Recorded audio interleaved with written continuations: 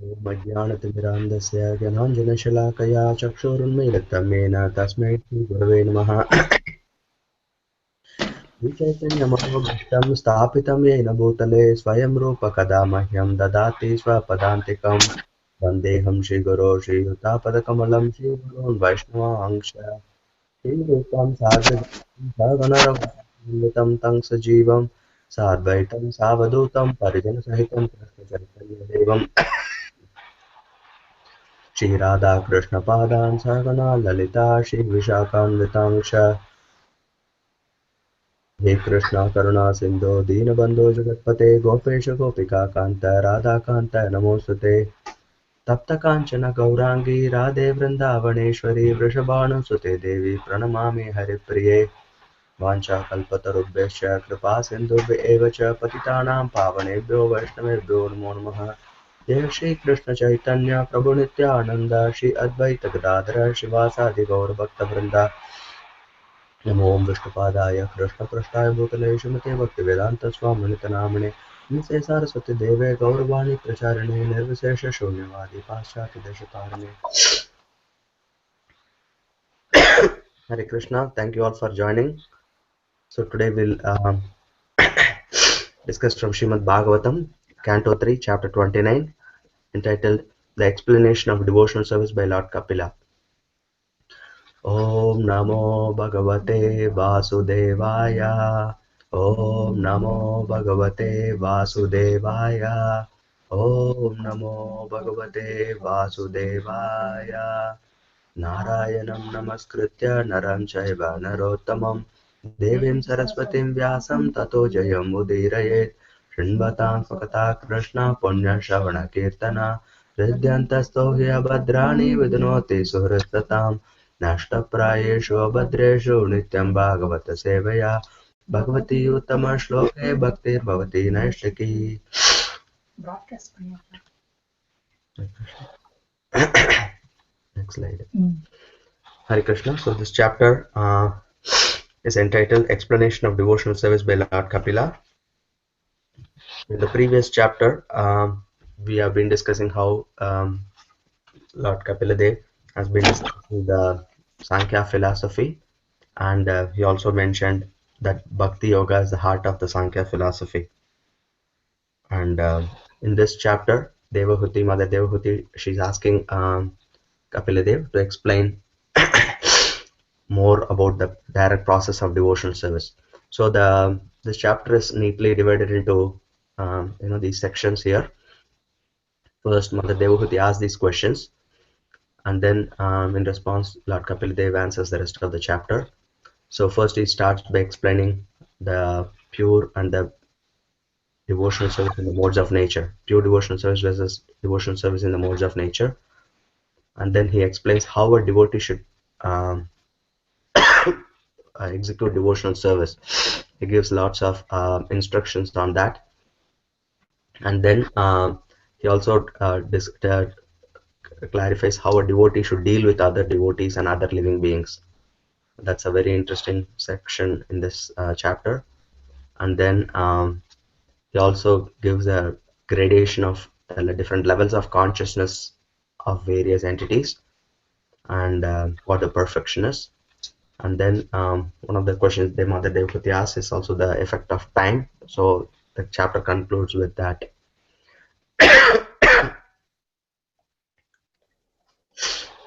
Yeah, so now we'll for the first section we'll discuss the questions asked by Mother Devahuti.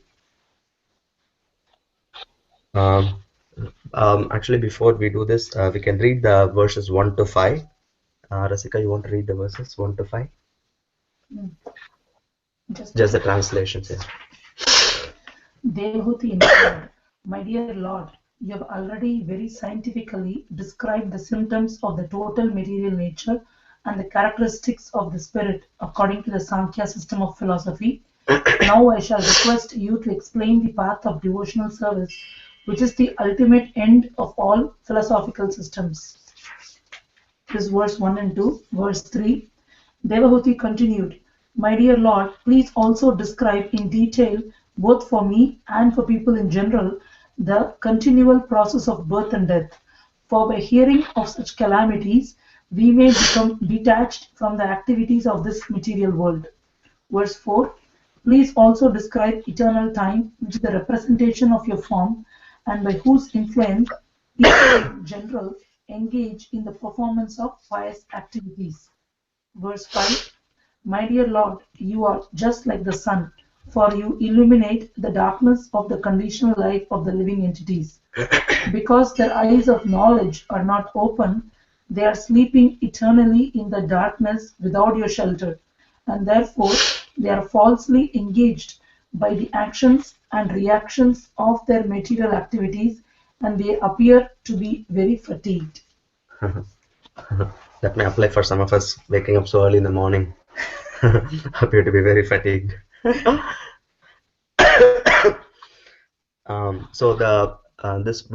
So basically in this section, Mother Devahuti asked 3 questions. One is, please explain the path of devotional service, which is ultimate end of all philosophical systems. As we know, Kapila Deva has been explaining the Sankhya philosophy with particular emphasis on Bhakti Yoga as the goal of that process. So she's alluding to that. And then next is, she asked, by hearing such calamities, we may become detached from the activities of this material world. So normally we don't ask for such things to the Lord. We want to be more comfortable. But this reminds me of Kunti's prayer where she asked for more calamity so that she can remember Krishna. So like that, Mother Devahuti is asking, please tell us about the miseries of birth and death so that we don't get carried away by the illusion of this material world, because the world looks to be a nice place, but actually that's not. So she wants to be no illusion about this world. And, third, she also asks about the nature of time, and she specifically qualifies it as by whose influence people in general engage in the performance of pious activities.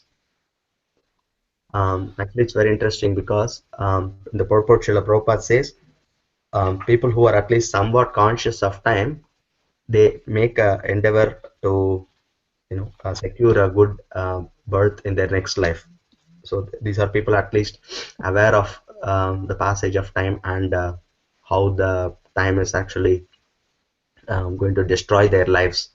So but he says generally people are attached to sense enjoyment, and so because of that they aspire for only heavenly planets. So even though the time passes, they don't recognize the true nature of time, but they just hope for more and more sense gratification, and then they do pious activities to secure those sense gratification. But Srila Prabhupada says, as confirmed in the Bhagavad Gita, even if one goes wherever in this world, one cannot achieve permanent situation. So he has to undergo repeated birth and death. So that's the section on questions, and to which Maitreya connects the next section. Shri Maitreya said, O best among the Kurus, the great sage Kapila, moved by great compassion and pleased by the words of his glorious mother, spoke as follows. Actually, Lord Kapila Dev was very appreciative of Devahuti's last point especially. She was asking about how the living entities are sleeping eternally in darkness without Krishna's shelter. And so she's partly asking these questions to illuminate them. So and that's why Kapila Dev is very pleased, because that is a mission or mood of the Lord to always bring enlightenment to the living entities, and anybody who shares that spirit or the mood with the Lord, they become dear to the Lord as well. So next, Lord Kapila Dev is going to answer the first point about the different types of bhakti yoga. I mean, bhakti yoga is one, but it can be it can appear as many because of the conditioning due to the modes of nature of the practitioner. So, Shri Gopal Prabhu, you want to read those verses 6 to 14? Sorry, 7 to 14. Yeah.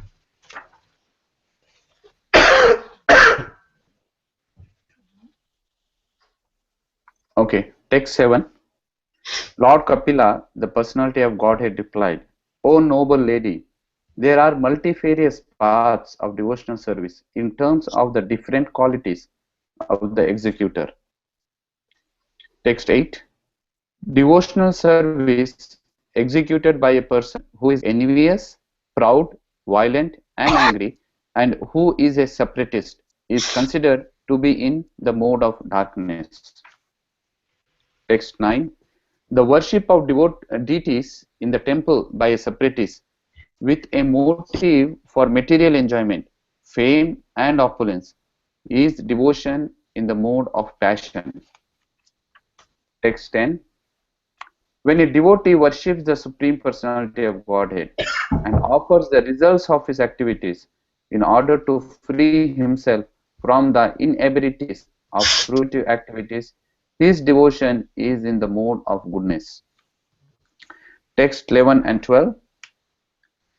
The manifestation of unadulterated devotional service is exhibited when one's mind is at once attracted to hearing the transcendental name and qualities of the Supreme Personality of Godhead, who is residing in everyone's heart.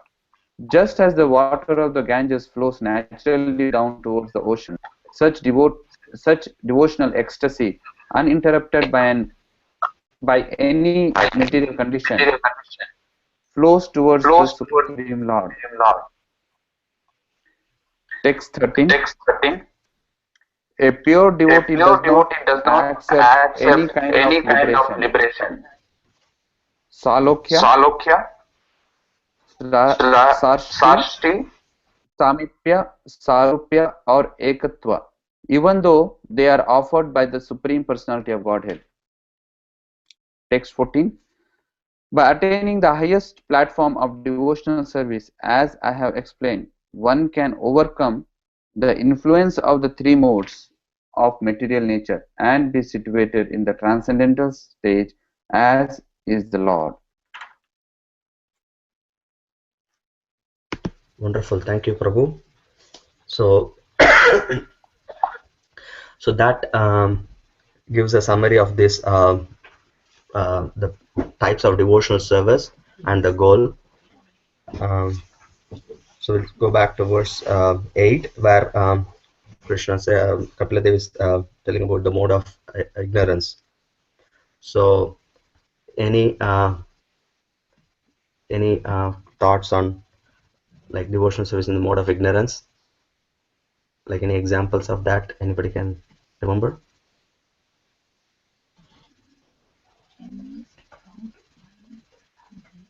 So the candidates are whoever is executing devotional service out of envy or pride. They are violent or angry in their behavior. Like people who worship demigods, or people who worship like spirits and all that. Right. They may even Devotional service only, right? no, they may even worship the Supreme Lord. Service, It is like not. Ravana and all. Yeah. But I thought they are all proud. Yeah, it's like that. They act out of Pride. yeah. And Prabhupada gives very nicely the symptom of such a devotee. The purport, he says he thinks that he is the best devotee. So that's a symptom of a person that's executing in the mode of ignorance. I can go to the next slide. So here is a example, if you can recollect. Any guess who this reminds of? Ravana. No, Ravana has more heads, right? He has like Oh, there's more hands. Oh, in the Banasura. yeah. Banasura. Yeah. So this is a picture of Banasura. He's a devotee of Lord Shiva, and he pleases Lord Shiva, and Lord Shiva grants him 1,000 hands. So he has so much hands, and then he's so proud of his achievement. And I can go to the next. And so this is what his urge was. Bana was feeling an urge to do battle. He told Lord Shiva, except for you, in the whole world, there is no warrior strong enough to fight me. Therefore, these 1,000 arms you have given me are merely a heavy burden. So, that's the mentality of a devotee that thinks like that.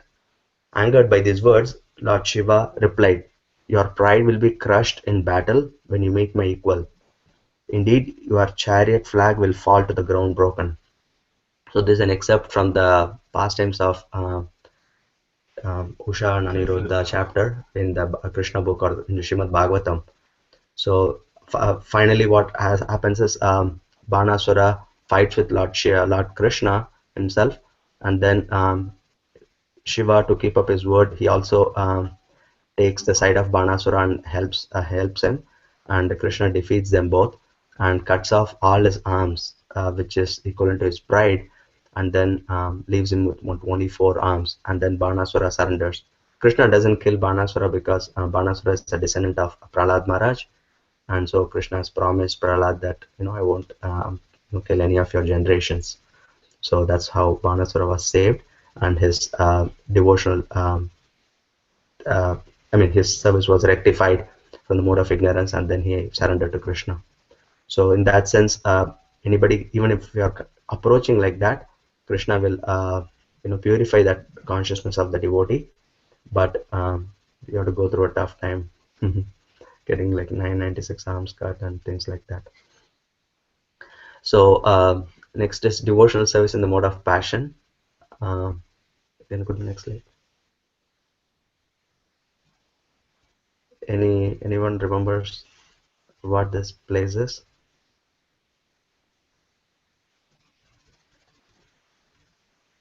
Srila Prabhupada says here, the worship of deities in the temple by a separatist with a motive for material enjoyment, fame and opulence is devotion in the mode of passion. That's the hint.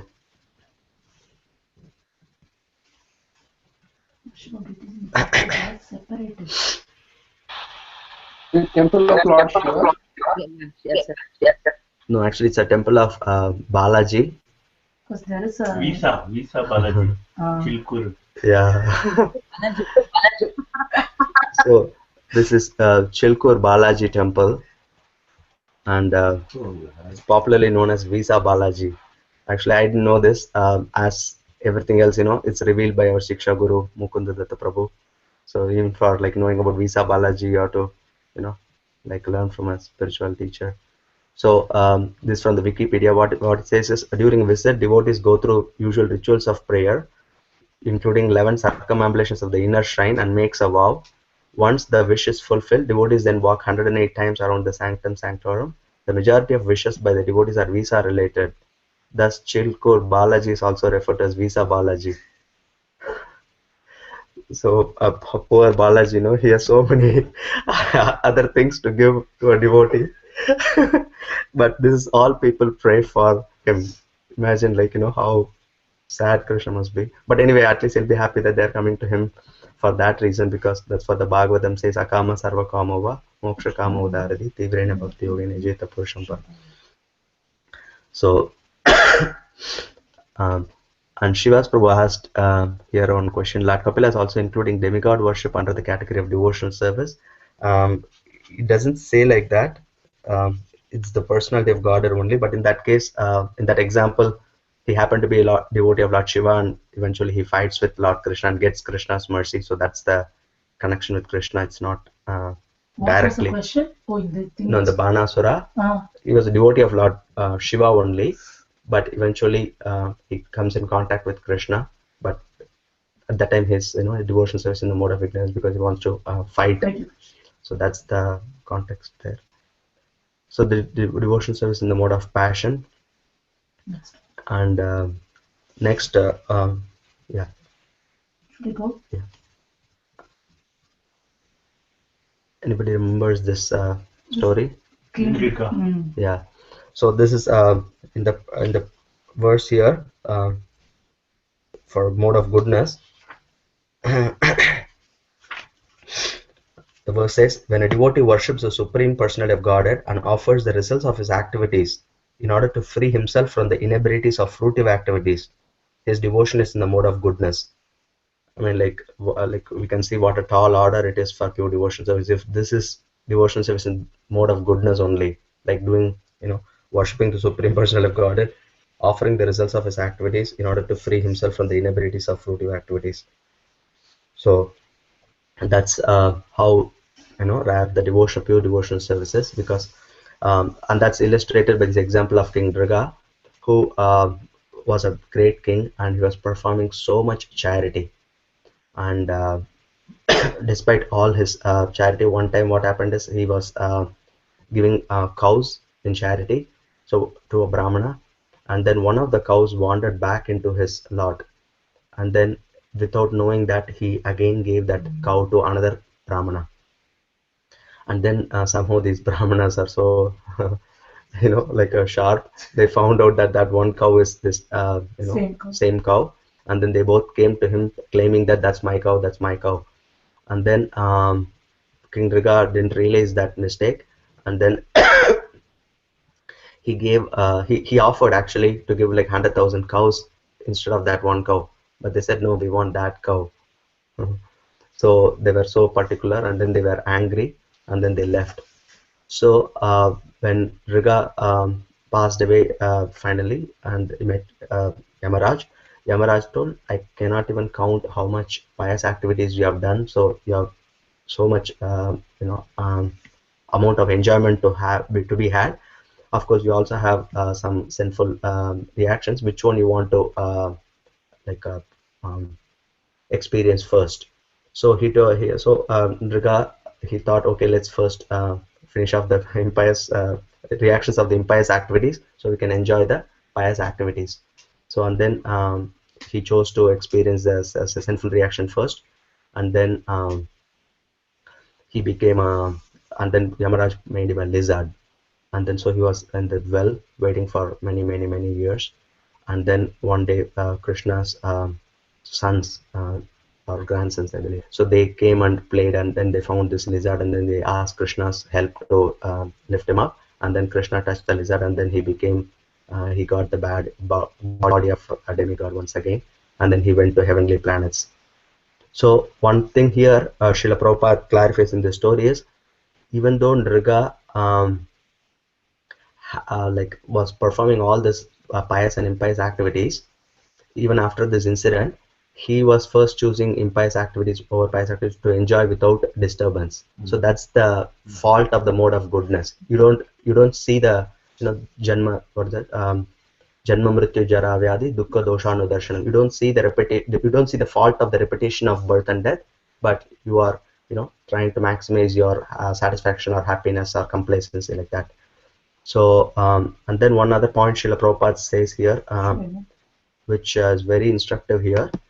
In this storybook, he says, by worshipping the Supreme Lord, those who desire material opulences are given the bodies of powerful demigods.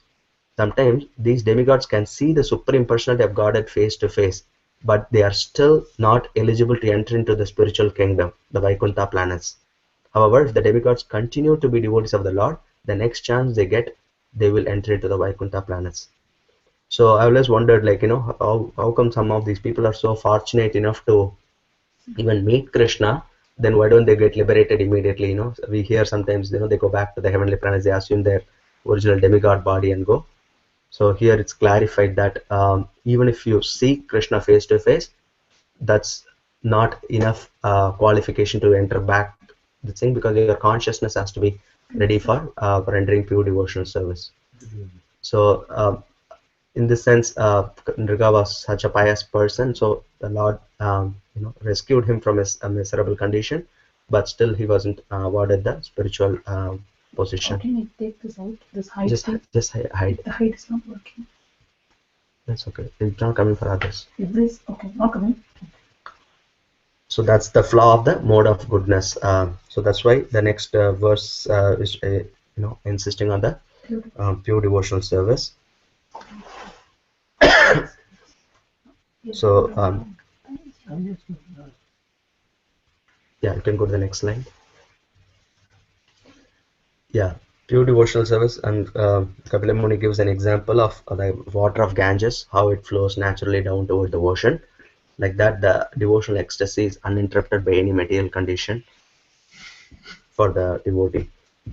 So this picture is a wonderful picture of Bilvamangal Thakur singing to Krishna, and Bilvamangal Thakur was he was blind at that time, so but he knew that Krishna is actually coming and listening to his songs. So sometimes he would try to catch Krishna by the like by trying to embrace, and then Krishna would run away. So then Bilva Mangal Thakur would tell to Krishna, like he Krishna, you think you are a strong man because you can escape from me, but try to escape from my heart, then I will accept you as a really strong person. Like, so that's such a pure devotional sentiment. This is the beauty of pure devotional service, is that there's a complete binding of love between the Lord and the devotee. So that is what missing in all other forms of devotional service, where there is expectation of results, so that love is not so strong. So here Bilva Mangal Thakur was able to in one sense challenge Krishna to try to escape from his heart, because that Krishna cannot do, because he is so attracted by the devotion of his devotee. So Krishna cannot leave that sweetness. So he's asking Krishna, if you can do that, then I'll accept you as a strong person. So these are the wonderful sweet exchanges of pure devotion service, which Kapila Dev is indicating here. And he also says this pure devotion is avyavahita, which means without cessation. I'll read that part of the purport. A pure devotee must engage in the service of the Lord. This is purport to last paragraph of text 12. Pure devotee must engage in the service of the Lord 24 hours a day without cessation. His life is so molded that at every minute and every second, he engages in some sort of service to the Supreme Personality of Godhead. Another meaning of the word avyavahita is that the interests of the devotee and the interests of the Supreme Lord are on the same level. The devotee has no interest but to fulfill the transcendental desire of the Supreme Lord. Such spontaneous service unto the Supreme Lord is transcendental and is never contaminated by the material modes of nature. These are the symptoms of pure devotional service, which is free from all contamination of material nature. So, yeah, so this is such a wonderful purport. You can see, Srila Prabhupada's, purity of consciousness, that he's able to, transmit such a high level of, realization to us.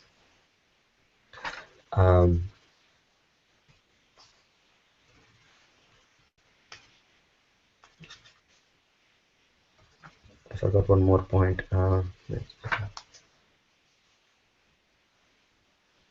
Yes, you can go to the next one. And so this is the next verse. It says, pure devotee does not accept any kind of liberation. So when we go back to Vaikuntha, this will be our plan sign up benefits. Just like when you join a new company, they give you the choices, right? Sign up for this health benefits and all. So these are the benefits you can get. Probably because you read this verse, you know what to sign up for.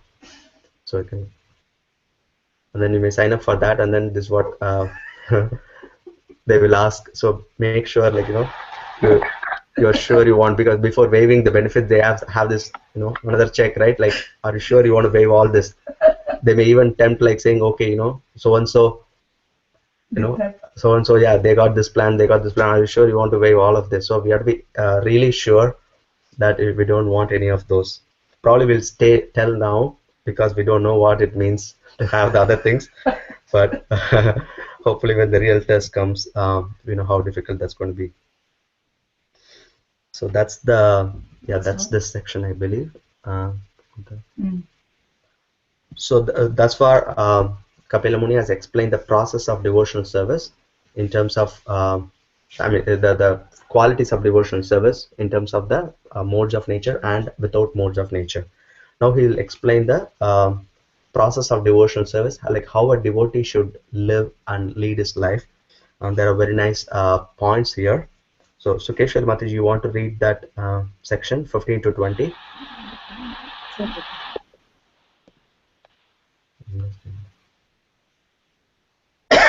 Must execute his prescribed duties, which are glorious without material profit, without excessive violence. One should regularly perform one's devotional activities. The devotee should regularly see see my statuses in this temple, touch my Statue. statues in the temple, touch my lotus feet, and offer worshipable paraphernalia and prayer. He should see in the spirit of renunciation, from the mode of goodness, and see every living entity as spiritual. The pure devotee should execute devotional service by giving the greatest respect to the spiritual master and the acharyas, compassionate to the poor, and make friendship with persons who are his equals. But all his activities should be executed under regulation and with control of senses. The devotee should always try to hear about spiritual matters and should always utilize his time in chanting the holy name of the Lord. His behavior should always be straightforward and simple, and although he is not envious but friendly to everyone, he should avoid the company of persons who are not spiritually advanced. When one is fully qualified with all these transcendental attributes and his consciousness is thus completely purified, he is immediately attracted simply by hearing my name or hearing of my transcendental quality. As the chariot of air carries an aroma from its source and immediately catches a sense of smell, similarly, one who constantly engages in devotional service and Krishna consciousness can catch the Supreme Soul, who is equally present everywhere. Wonderful. Thank you, Mataji. Yeah, so there are lots of points on devotional service. So the first point that Krishna begins this section, or Kapila Devi begins this section, is that a devotee must execute one's swadharma. So whatever one's position is traditionally in the Varnashrama system, one should execute that without expecting the profit. So that's one of the symptoms or the process by which a devotee conducts himself in this world. So actually in the purport of this verse, Srila Prabhupada tells very nicely that I'll read a few things. So Prabhupada tells basically even so not that everybody has to be a Brahmana. So one can serve Krishna no matter what ashram or what varna they are in, and he gives some examples of those. He said a Brahmana can serve the Lord by using his intelligence, and the Kshatriya can serve the Supreme Lord by using his military arts, just as Arjuna served Krishna. Arjuna was a warrior, he had no time to study Vedanta or other highly intellectual books. And next he gives the example of how Vaishyas can engage. The damsels in Vrajadam were girls born of the Vaishya class, and they engage in protecting cows and producing agriculture. Krishna's foster father, Nanda Maharaj, and his associates were all Vaishyas. They were not at all educated, but they could serve Krishna by loving him and offering everything to him. Similarly, there are many instances in which Chandalas or those lower than Shudras have served Krishna. Although also the sage Vidura was considered a Shudra because his mother happened to be a Shudra. So there are no distinctions, for it is declared by the Lord in Bhagavad Gita that anyone engaged specifically in devotional service is elevated to the transcendental position without a doubt. So Krishna is lovable and one has to serve him in whatever capacity one can. That is pure devotional service. So this it brings up an important point where devotional service is not motivated for a personal position in the Varnashrama or in any sphere. A devotee has no personal ambition or no personal interest other than just serving the Lord with whatever one can. It's not that one has to become a great person in order to serve Krishna. One can just serve with whatever one has at this point, and that's the quality of pure devotional service. It's not the how much you do, but it's a quality how how badly you want to serve Krishna with whatever you have. The beauty is that when a devotee generally serves like that, then Krishna increases their capacity so that he can do more devotional service. He gives more facilities and more things. But if Krishna wants, he can also take away things and then see how you are behaving or how you are devoted. He can do the other way also. So that means one is ready for whatever the position that Krishna gives without attachment to serving even in a particular way, even in devotional service, because sometimes resources may come, sometimes resources may not come. So Krishna sees how steady we are in the consciousness of serving, no matter what the situation is. So that's so we get that consciousness. That's part of Swadharma. Is one never gives up one's Swadharma, because that helps engender this quality of consistency when you come to the devotional platform also. So otherwise one may wonder why, there is pure devotional service, why there is Swadharma, but everything has a role. So the it basically acts as a stepping stone to pure devotional service. So but again, it's not a requirement, but it helps. So that's nicely summarized in this particular prayer by Rupa Goswami, to illustrate how anybody can serve Krishna. He says, where were the hunter Dharma's piety, Dhruva's maturity, and Gajendra's knowledge? Where was Kubja's beauty? Where was Sudama's wealth? Where was Vidura's noble birth? Where was Ugrasena's chivalrous strength? Lord Madhava is pleased only by devotional service and not by material qualifications. So this is the quality of pure devotional service, is whatever you have, you try to please Krishna. He doesn't expect certain material arrangements in order to serve. So that it's a consciousness that counts. Next. And another point here in this section, he says, Kapila Muni says, is devotee should live as na ati hingshrena, with minimum violence or sacrifice of life. So one may claim that, hey, I'm a vegetarian. What's the problem with that? But in the purport, Srila Prabhupada says being vegetarian is not good enough, because one should eat only Krishna Prasadam, because even vegetarian foods entail causing some amount of violence, even though it's minimal, but it's still causing some amount of living ability. So that's the devotee's attitude.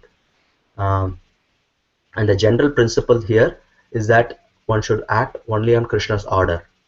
So because Krishna has ordered us to eat vegetarian food, so we are vegetarian. Prabhupada says, to the extent that if Krishna had ordered us to eat non-vegetarian food, then we would have no problem offering that to Krishna and eating that. But Krishna hasn't asked that, so we just do what Krishna has asked. In other words, the focus is on Krishna, not on the actual substance. So in other words, dharma is defined by Krishna. Dharmam tu sakshat bhagavat pranitam. So if Krishna says something and you do this something, that is perfection. So that, in that sense, that's our argument for saying why you eat vegetarian food. Yeah, we agree that it has violence also, but Krishna has asked us to prepare vegetarian foods and offer to him and eat that as prasad. And so we have to eat something. So this is what Krishna has recommended. So that's why we eat that. So that's points here. And then yeah, next verse, verse 17. Kapila Dev says, pure devotee. No, before that. Verse 16. The devotee should regularly see my statues in the temple. So Kishore Mataji, I think you are too much into Facebook. You are reading statues as statuses. So and touch my lotus feet and offer worshipable paraphernalia and prayer. So he should see in the spirit of renunciation from the mode of goodness and see every living entity as spiritual.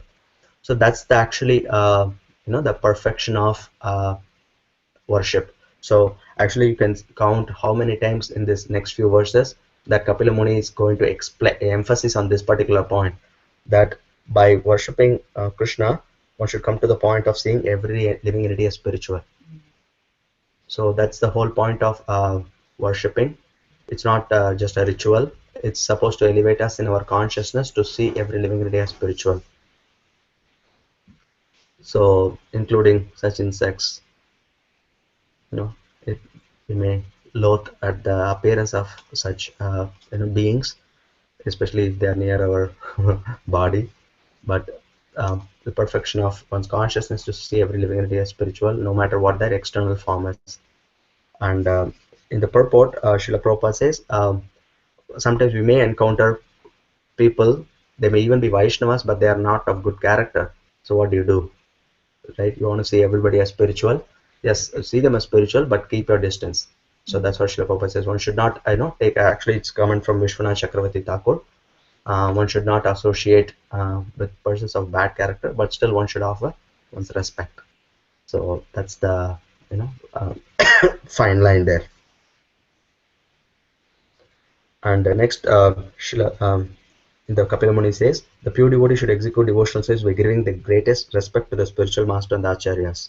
So this is Holiness Mukunda Goswami garlanding Srila Prabhupada way early in the beginning days of the movement. So he should be compassionate to the poor and make friendship with persons who are his equals.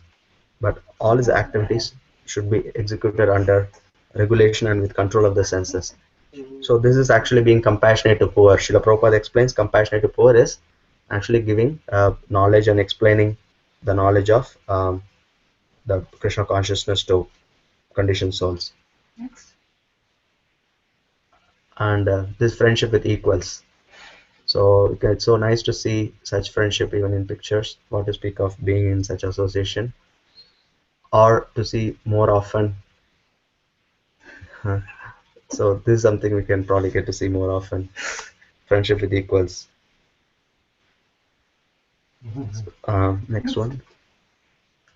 This one thing, all his activities should be executed under regulation and with control of the senses. So this is the perfection of Krishna consciousness, that we have prasadam. So Prabhupada says you can eat up to the neck. Of course, that's for beginning devotees. And also on special occasions, Giriraj Maharaj told, Srila Prabhupada told, I think Prabhupada Vyasa Puja or something, he said you can overeat. But except for those exceptions, we should try to observe these regulations. And one should always try to hear about spiritual matters. So you can see how eager these devotees are in the association of Srila Prabhupada to hear every word. They have so much competition to catch him up on the morning walk. Not everybody could hear, but still they try to hear as much as they can. And one should utilize this time in chanting the holy name of the Lord. So this is can you see these are like Vrajavasis and Vrindavan. It's so cold there, we can't even imagine. Even here we may have sometimes lower temperature, but we are so protected with all the insulation and everything. In Vrindavan, like devotees, they just get up and do business as usual. And one's behavior should be very straightforward and simple. So that's another quality that Krishna Kapila Dev gives here. So this is his great Jayananda Prabhu. He has he has such a reputation of being such a simple person. He was so qualified, but he would always give the chance to others. Like he was sometimes when devotees leave, he had to do the service of being a temple president, but he would never try to hold on to that post. As soon as a devotee comes, he would train him and say, you be the temple president, and then he will be his servant. So that's the mood he always carried. So so many people were touched by his life. So one time they said like a devotee after Jayananda Prabhu passed, he went to some store to get some spare parts for the Ratha Yatra cart, and and then that guy asked, what about Jayananda? I said, he passed away. And then he cried, and then he gave all the parts for free and tell that you can keep it in his honor.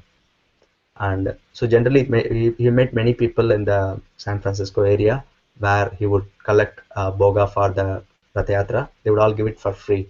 They don't know about Krishna or the movement, but they know him as a person. He says whatever he is involved, that must be good. So that's their inference logic. So that's the quality of a devotee who is able to touch everybody's heart because of the simple quality of being straightforward. So, and here it says, when one is fully qualified with all these transcendental attributes and his consciousness is completely purified, he is immediately attracted simply by hearing my name or hearing of my transcendental quality.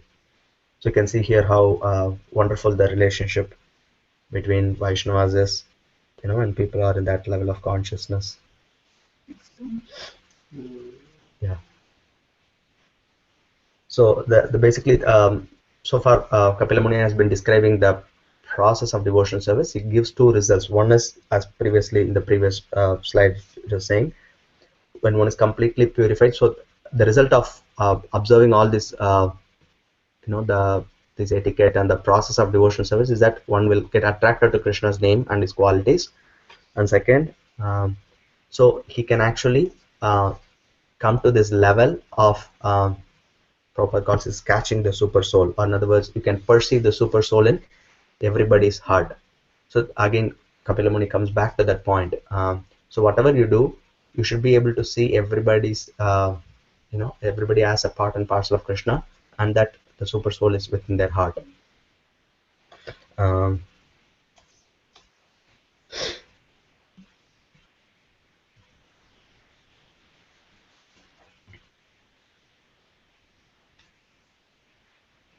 yeah. Yes. So next section you can go.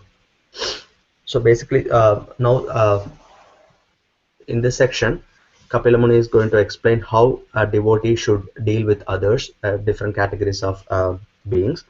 And again, he's going to bring back that point of seeing the equality, but in slightly deeper ways.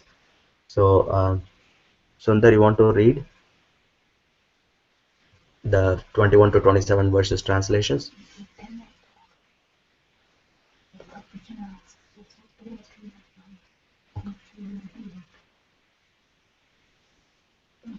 Sundar, are you me?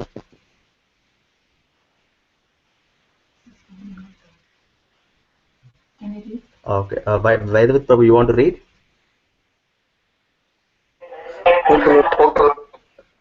21 to 27. Translation. Just the relations. Okay, Prabhu. I'm presently every living super soul. Amen.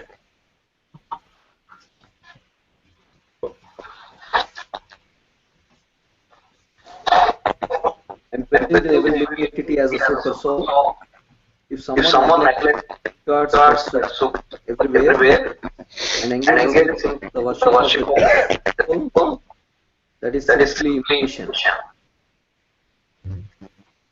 One who worships Godhead in the but does not God as situated in every living heart must be in ignorance is compared to one who offers oblations into ashes. One who offers me respect but it is envious of the bodies of others and is therefore a separatist never attains peace of mind because of his inimical behavior towards other living entities. 24. My dear mother, even if he worships with proper rituals and paraphernalia, a person who is ignorant of my presence in all living entities never please me by the worship of my deities in the temple. Performing his prescribed duties, one should worship the deity of the Supreme Personality of Godhead until one realizes my presence in his own heart and in the hearts of other living entities as well. As the blazing fire of death, I cause great fear to whoever makes the least discrimination between himself and other living entities because of a differential outlook. 27. Therefore, through charitable gifts and attention, as well as through friendly behavior, and by viewing all to be alike, one should propitiate me who abide in all creatures as their very self. He's basically explaining that same point again and again and again and again, right? So yeah. So yeah. So basically, in the purport, in the text, it says one should engage. So one is advanced in the consciousness can engage not only the living being but also everything in the service of Krishna. So whatever one has, resources, material, position, whatever it is, one can engage in the service of Krishna. So that's the perfection of that consciousness. And in these purports, Srila Prabhupada explains, as Krishna, Kapila Dev is pointing out, right, the not harming other living entities. because in Krishna consciousness we have this very clear understanding of what the soul is, what the super soul is, what the different living beings are. But that's such a poor conception in other religions or other philosophies. Srila Prabhupada is referring here, in modern society, slaughterhouses are regularly maintained and supported by a certain type of religious principle. So he doesn't explicitly tell what it is, but my guess is that he's referring to the Christianity principle where they say only humans have soul and the animals don't have soul, which Kapila Dev is clearly refuting here. And the worst or called perversion of that is many churches are being closed in US. So somebody came up with this proposal to have McDonald's in all the churches, so to do business and then get the funds necessary to run the church. So they call it as a mass project. So that's like how much to the extent people are ignorant of these principles that Kapila Muni is talking about here. And then here in the also says one should not make any distinction between the other living entities based on their external appearance. Srila Prabhupada very nicely writes this expression here. The bodily expression of a particular type of living entity is always ignored by the devotee. So, when we preach, that's one thing we have to keep in mind, is that their expression may be so kind of disgusting sometimes, or we can't even imagine how can relate with them. But those are the things that Kapila Muni is telling here. One cannot make any discrimination on that basis, on the basis of external relationship. So, and Prabhupada says devotees are expected to carry the message or desire of the Lord to such conditioned souls. So you cannot say, I can't deal with them. But devotees are expected to carry the message even to such people. So that's the glory of pure devotional service, where one can see the equality of all living beings. And in one of the purports, Srila Prabhupada gives the example of Shivananda saying. So he even helped a dog to get liberation by feeding him prasad. And actually, the party of the Rath Yatra party was coming from all the way from Bengal to Puri, and he was actually personally taking care of this dog. But at one point he had to pay some taxes, so he had to stay behind. So he had asked somebody else to feed the dog, but then that person forgot, and then the dog was missing, and he lamented that so much. And then when he actually came to Puri, he realized that dog was already liberated by Lord Chaitanya, because Lord Chaitanya fed him some coconut pulp. And so Prabhupada says even animals can be raised to Krishna consciousness. So what to speak of human beings? Because the same spiritual spark is there. So one should have that vision of the souls. And the process for engaging the masses for people here, Srila Prabhupada is explaining, is distribution of prasad to the ignorant masses is essential for persons who make offerings to the personality of Godhead. So this is a way you can see now why all these elements are there in ISKCON and Srila Prabhupada's teachings, because this is the way we actually practice these principles that Kapila Muni is indicating here. Because you cannot just have a temple and then cook just for the residents. That the purpose of a temple is to cook and feed the ignorant masses. So that's part of the charter. Otherwise, we may become attached to the prasadam ourselves. So that's the thing.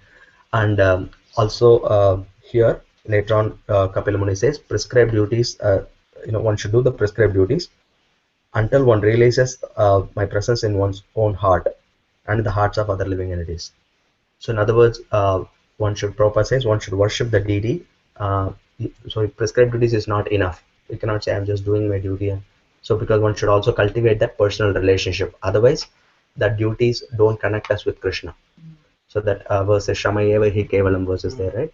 So one cannot just do the duty and not connect with Krishna. One has to make an endeavor to connect with Krishna as well. And Srila Prabhupada says that just like how one can say I'll do my duty but not connect with Krishna, that means it's one says lazy. Similarly, one can be lazy and say I'll just do my devotional service, or just do my worship but not actually engage in my devotional service. So that's also bad. So you need to do both. You have to perform your prescribed duties and cultivate your relationship with Krishna. So that's the path of Bhakti Yoga. So where you do both. You don't do one and then be lazy for the other. And then here Kapila Muni is saying, I cause great fear to whoever makes the least discrimination between himself and other living entities because of a differential outlook. So this is a board in Mysore. It's from our Guru Maharaj's photo album from last week. Here it says elephant ride is 60 rupees for Indians and 100 rupees for foreigners. And somebody had commented probably it's because the foreigners they weigh more heavily and it takes more load on the elephant. Whatever it is here, Kapila Muni is saying you can't make such discrimination because of a differential outlook for the living beings. And by viewing all to be alike, one should propitiate me who abide in all creatures as their very self. So that's the perfection of that consciousness, is to see Krishna in all the creatures. So and it's yeah, it's actually hard to do that. Can you go next? So Srila Prabhupada clarifies how people get it wrong. There is this concept of Daridra Narayana, where people think, okay, this is a poor man, he's also Narayana, so they call him as Daridra Narayana. Prabhupada, that's not the way to understand it. And can you go to the next one? He tells how to understand properly. So in this verse, Srila Prabhupada in text 27, Kapila Muni says, therefore through charitable gifts and attention, as well as through friendly behavior and by viewing all to be alike, one should propitiate me. So Kapila Muni is very specific in how to treat everything equal. So that's the beauty of this verse. It's not that treat every poor person as Narayana and worship him as God. So here Kapila Muni is referring to two different principles. One is giving charitable gifts, another is giving attention. So charitable gifts, Prabhupada says you don't give charity to a person that's higher than you. So that is meant for the people lower than you in level of consciousness. And attention or respect you give to people who are higher than you. So that is how you see the different living beings and do according. So you see Krishna in everybody, but according to their particular relationship with Krishna, you treat them differently. So it's not like the modern days they have this no discrimination policy, right? So it's not a flat discrimination, lack of discrimination like that. That's a very important point of this section, is that one should know how to treat. So you can go to the next one. Yeah, so this is a nice example that here, yeah. Say like one may have a child and may feed milk to a child. Yeah, go to the next. So one may similarly think, okay, if there's a tiger, I should feed like that. Only then, it's equality, right? Of course, here it's just feeding the bottle, but the idea is this is not the sense of equality that Krishna is referring to here. You do whatever is required for the different living beings according to their thing. Prabhupada says here, one doesn't mean that one has to be friendly with a tiger. You don't pet them like how you treat your child, but you can still offer them prasad and be safe. So you have to take care of yourself. So here Prabhupada tells very nicely, the feeling of equality must be there, but the treatment should be discriminating. So it's a very subtle point. So it means you see everybody as in relationship with Krishna, but you treat according to their particular circumstance of how they are related to Krishna. So if it's your spiritual teacher, you offer him respect. If it is a conditioned soul, you offer him knowledge. If it is a cat or a dog, you give them prasad. If it's a tiger, you give prasad still, but you avoid and be safe.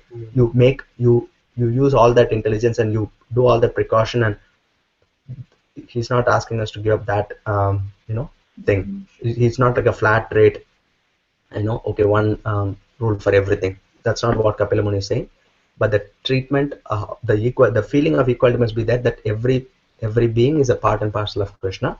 So I have to do what I can for that living being. right? But at the same time, what you do is different according to its particular situation. Yeah. So that's for this section. And then the next section, this is a very simple section actually. Yeah. Sundar, are you there? Are you able to hear me? Yes, bro. Yes, bro. Yeah, you want to read those translations of those verses?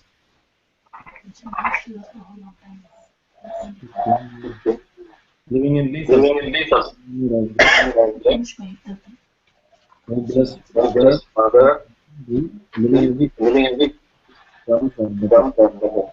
Develop To consciousness, develop consciousness of and better still are those who have developed sense perception.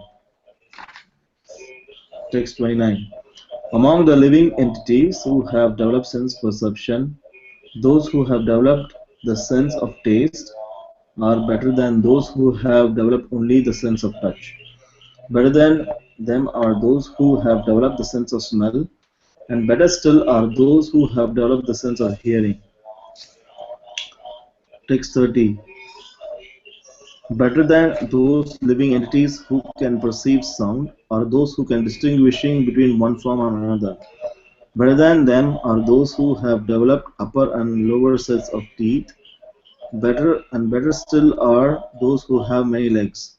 Better than them are quadrupeds, and better still are human beings. Among human beings, the society which is divided according to quality and work is best. And in that society, the intelligent men who are designated as Brahmanas are the best.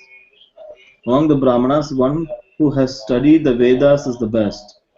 And among the Brahmanas who have studied the Veda, and one who knows the actual purpose of the Veda is the best. Better than the Brahmana who knows the purpose of the Vedas is he who can dissipate all doubts, and better than him is one who strictly follows the Brahmanical principles. Better than him is one who is liberated from all material contamination, and better than him is a pure devotee who executes the devotional service without expectation of reward.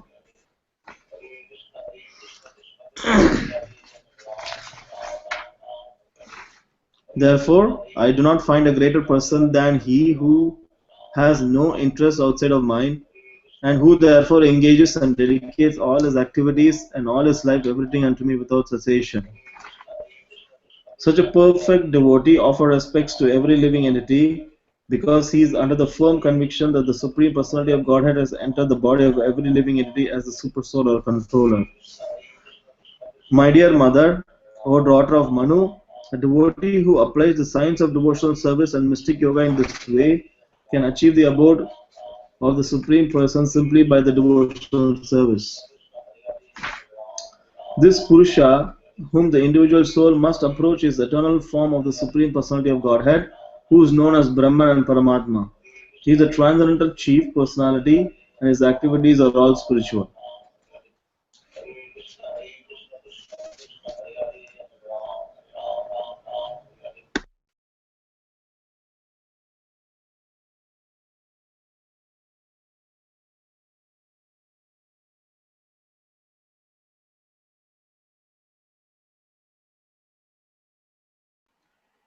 Govinchara Prabhu, you are muted. Yes, thank you. So basically, in these verses, Kapila Muni is explaining the progression of consciousness. There are different levels of consciousness of different living beings. So these verses very clearly indicate that there is a design behind the bodies, and that the bodies are not just accidentally happening due to chance evolution. So we can go to the next one. So these are the different categories of consciousness that we read. Yeah, and so this shows how rare it is to find a pure devotee. So whenever we deal with devotees, we should remember these verse. A devotee is such a rare person among all these beings and species, and human beings and different categories of human beings, and different qualifications. So that's the how rare a pure devotee is. So one should offer one's respect to such devotees. And Kapila Muni here says, I do not find a greater person than he who has no interest outside of mine. and who therefore engages and dedicates all his activities and all his life, everything unto me without cessation. Yeah, I'll go to the next one. So there are these stories that we know, how the gopis, they didn't care about their own what happens to them, but they were more interested in curing Krishna's headache. So that's the perfection that's Kapila Muni is explaining here, that they don't have any interest other than mine. So next one. There's also another story, we won't have time to go into it, so we'll skip. And here Srila Prabhupada says, and the purport, the translation says, a devotee who applies the science of devotional service and mystic yoga in this way achieves my abode simply by the devotional service.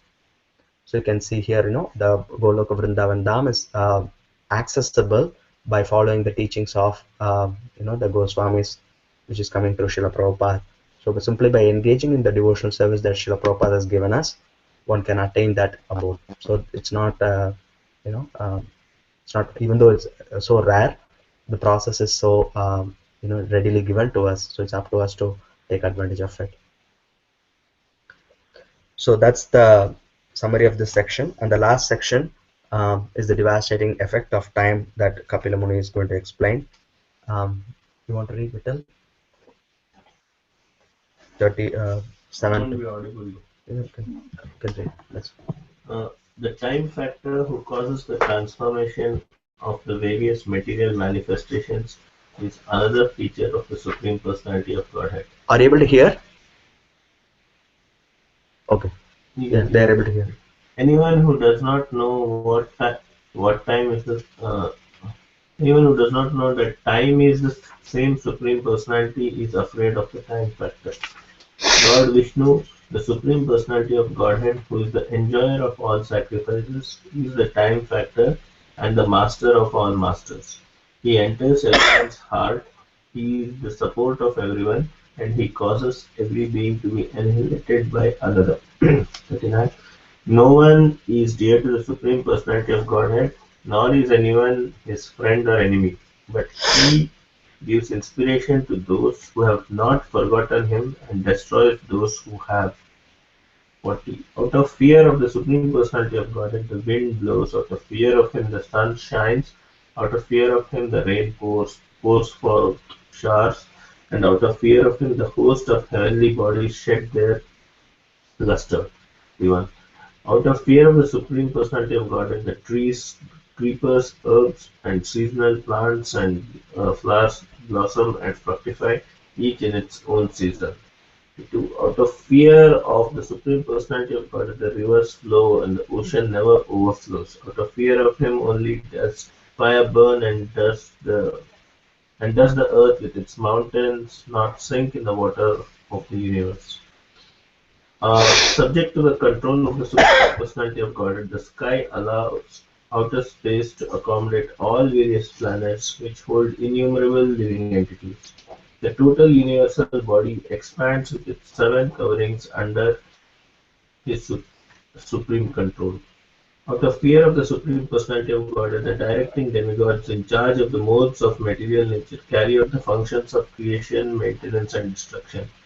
Everything animate and inanimate within this material world is under their control. The eternal time factor has no beginning and no end. It is the representative of the Supreme Personality of Godhead, the maker of the criminal world. It brings about the end of the phenomenal world. It carries on the work of creation by bringing one individual into existence from another, and likewise it dissolves the universe by destroying even the Lord of Death, Yamraj. Yeah. Yeah, it's very scary, right? Next one. So the time factor which causes the transformation of various material manifestations is another feature of the Supreme Personality of Godhead. So that's why devotees, Krishna also says in the Bhagavad Gita, Dhira Satra Mukhyati. One who knows that I am not actually dying, it's just the body that's changing, and I have a process by which I can get out of such changes. So a devotee is not afraid of the time factor. So that's the explanation here. Yeah, and this is Hiroshima. can see, when you see some pictures of this devastation, it's amazing how, that you can see the influence of time, structures and everything. People would think it's permanent, but just in a moment, it can destroy. And in the purport, in the translation here, it says the Supreme Lord is the one that causes every being to be annihilated by another. Right? So of course, he does it according to their karma by making different people as the instruments of others' karma. But you can understand such a devastating effect of time. And it says he gives inspiration to those who have not forgotten him and destroys those who have. So there are so many of them. So they say, fear not hell, for if it exists, you will find yourself in good company. So that's their position. Because they are not afraid in that sense of time, because they can rejoin the party there. And also we read about how Krishna is the controller of all this different natural phenomena. So actually this is how all the weather channels should broadcast news. Weather all the weather news, we should give them Bhagavatam sets and then have them say this, that's how they should actually preface their wind speeds and sun shines and rains as. Next one. And then similarly the National Geographic Channel, whenever they talk about natural things, right, they should always remember its connection with Krishna. The problem is people think that these are happening automatically. Recently I was hearing a Jayadvaita Maharaj's class. He was saying, we say Mother Nature and say we are children of nature. Where is the father? So the father is a missing thing. People have mother and child, but they don't have a conception of father. So the father is Krishna, who is actually guiding all. Actually, this is one question I had at one point. We say no matter moves. We say matter doesn't move. There's always a soul needed, right? So matter doesn't move by itself. Then how are rivers, flowing? The water is also matter. So what is causing those to flow, right? So the Supreme Personality of Godhead is actually directing all those things. So he's a supreme soul of the entire universe, because of which the body of the universe undergoes those natural changes in the seasons or orbits or any other thing. So that's the idea of these verses. And then science channel should understand that everything is actually happening because of Krishna. So sky accommodates various planets, and all the demigods are functioning out of fear of Krishna. Can go on to the next one. And there's like a time, it says 100 most influential people in the world, but actually all these people are going to come and go and come and go, right? But only time goes on forever. So that's the superlative control of time. So you can say nobody can stop time, no matter how much they want. Time reigns supreme overall. So that's actually Krishna's indirect control for the universe. So he fixes the time, and then it just one way, it's irreversible. So people may come and go, but time doesn't wait for anybody. So next one. But Srila Prabhupada concludes the last purport with this wonderful message, that therefore a devotee desires only to serve the Lord eternally. A devotee's desire only to serve the Supreme Lord of the Supreme Person of Godhead. This servitude exists eternally. The Lord exists eternally. His servitor exists eternally, and the service exists eternally. So that's why devotees are not afraid of the time factor, because they know there is a world beyond time where time doesn't have any influence. It's happening, everything's happening by Krishna's will. So that's the goal of devotees. And next one. So with that, we conclude this section, and thanks Srila Prabhupada for giving us all this knowledge by actually when we are sleeping, or when we were sleeping. So he always used his time to give us all this knowledge by waking up and actually sacrificing his time. So that's how we get all these wonderful books. And then so many of these wonderful devotees are distributing these books to make them available more and more. So thanks to all of you. And with that, I'm done. If there are any comments or questions, we can discuss now.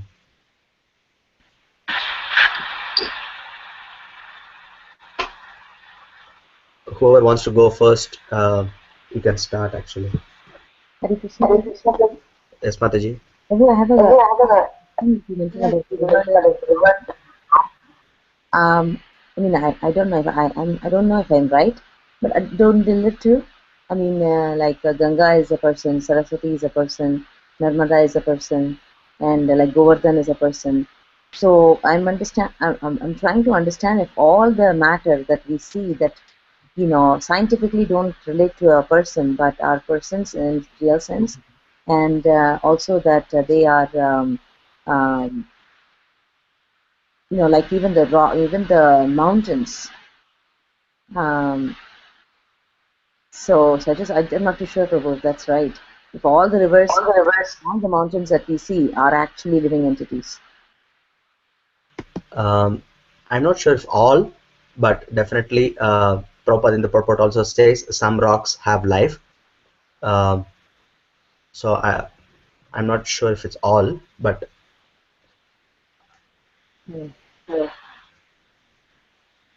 Yeah, that was my question. Wondering that why.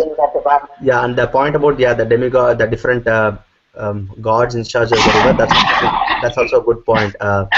Yes, that's also that I don't know exactly how they how they are related in terms of the consciousness aspect, but yes, that's a nice point also, Mataji. Yeah, I was just They are presiding. Mountains are dry. Sometimes they become fresh with life. So I mean, the changes that living entity goes through their life. I mean, maybe their lifespan is different, but I'm pretty confused about that part. I'm not sure if all the mountains that we see, all the rivers that we see are living entities. Thank you. Yeah, I'm not sure if all them, but yeah, definitely there are those that are mentioned.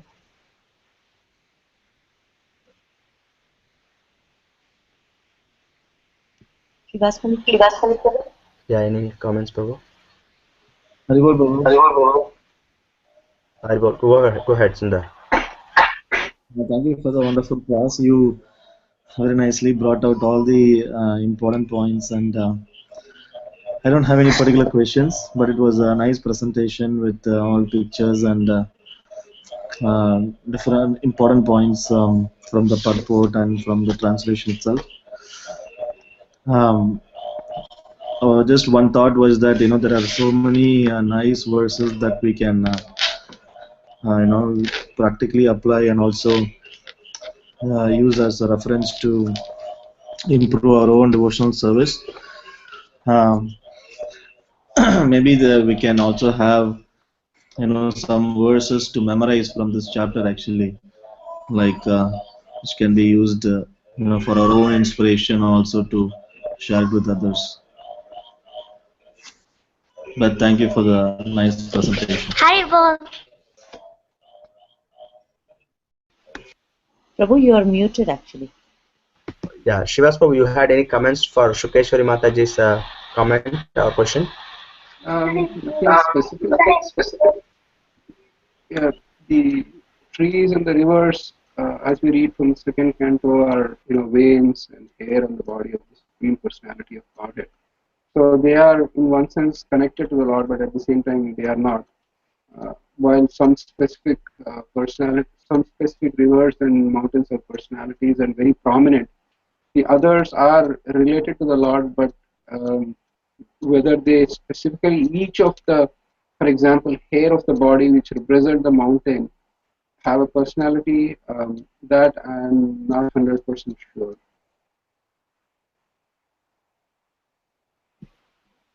Thank you, Prabhu. Because if that is the case, everything in matter actually is related to Krishna, and every atom, Krishna is present in every atom, Annantarastha Paramanu Chayantarastha. But our view of matter is that matter is matter, because sometimes you can get paralyzed thinking that, oh, everything is Krishna, then I shouldn't maybe even touch this matter or hit that matter or whatever. But every Krishna inheres as a super soul in every atom, but at the same time some are specifically material and some are specifically distinct. But at the point they become used in service of Krishna, then material becomes spiritual. That's my understanding, and I could be totally wrong. But I could, be subject to that. Thank you, Prabhu. Yeah, actually, coincidence, Prabhu. I really wanted to comment that the class was very good, and I loved all the slides that you put in. It was so much. I mean, I wanted to go get something, but I still didn't want to go because I was going to miss some important slides. So it was very, very fantastic. Thank you, Prabhu.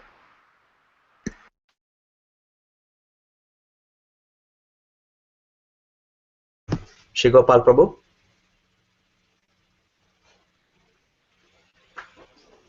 Hare Krishna Prabhu. Hare Krishna Prabhu. Yes, Prabhu.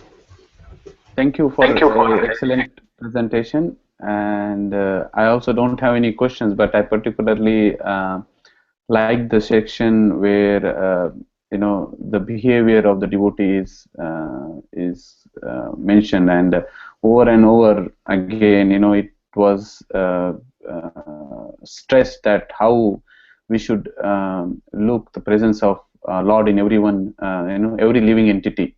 If you practice the devotional service and then you don't come or don't realize that fact, then it is it's just a waste actually. So yeah, that's my comment, Prabhu, and thank you so much. I also like, as everyone said, your examples and the slides are the highlights. Thank you, Prabhu. Vedavit Prabhu. Hare Prabhu. Very, very nice, wonderful presentation, Prabhu. As everybody said, the slides are highlight. And I don't know, from internet you got, Prabhu, those? Yes, and one from your Facebook. Okay, Prabhu. And actually, I was very, very practical, chapter, Prabhu. This is like devotional service, how we can understand how each one is in a different category, and how we can, treat them like friends with equals, etc. Those are very practical examples. So actually, I like the 10th verse. Prabhupada mentioned about means how to come out of the mixed modes of devotional service to the pure devotional service. He was like multiplying. There are 9 processes of devotional service and 3 modes of material nature, and there are like 3 more mixed modes, and 9 multiplied by 3 multiplied by 3 is 81. So we have to come out of those 381 different mixed modes to reach the standard of pure devotional service. So that's very, it's not easy to practice. Yes, Prabhu. So sorry. Thank you for your excellent presentation. The slides were very good. Diksha Balaji will do. So I have to leave now. Yeah, I had one question for you. I was really struck by how every verse Kapila Muni is bringing back that point of seeing the Supreme Soul in all living beings. Is there a particular reason he's like emphasizing it so much? Because maybe I haven't read much, but everywhere else usually there are general description. Even Bhagavad Gita, Krishna says that one verse maybe one should empathize with others, knowing in comparison to one's own self, like that. He says a few words, but like in terms of the emphasis in every verse, he goes here and there and then comes back to the same point pretty much the entire chapter. Is there any other significance for that, Prabhu, that I missed to note? No. Krishna says in the perfection of Sankhya is actually seeing super soul. And then the super soul is in every heart. Because super soul doesn't have any heart. And so that's the perfection of Jnana Yoga. That's being emphasized. Okay, emphasize. Okay. Yeah. Thank you, Prabhu. Haribol. Haribol, Haribol, Brindo. Rasika or Vittal, do you have any comments? Okay. Thank you for Okay. making all the slides without. Am I muted? Govind Charan didn't sleep last night. Now I know what he spent whole night trying to get all these pictures and. Wow. Thank you for the nice facility. No, that's like that's a devastating effect of time. So I had to finish it before morning. So it's been postponing. So time catches up with us. So Thank you. Thank you, Prabhu. thank you, everybody. Have a wonderful time. Hare Krishna. Vancha kalpatarubhesha kripa sindhubhe evacha patitanam pavanebhyo vaishnavebhyo namo namaha.